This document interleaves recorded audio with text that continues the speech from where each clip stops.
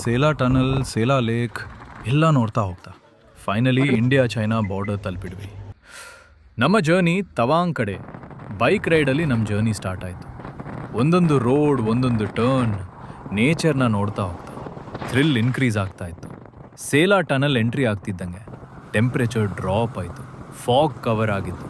ಅದರ feel next level.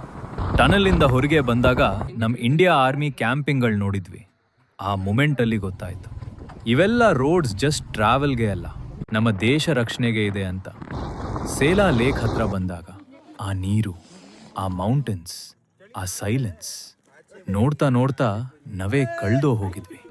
Time ಗೊತ್ತಾಗದೆ photos, videos ಎಲ್ಲ ಕ್ಯಾಪ್ಚರ್ ಮಾಡಿ ಆ ಮೆಮರೀಸ್ನ ಹಾರ್ಟಲ್ಲಿ ಸೇವ್ ಮಾಡಿಕೊಂಡು ನೆಕ್ಸ್ಟ್ ಡೆಸ್ಟಿನೇಷನ್ ಬುಮ್ಲಾ ಪಾಸ್.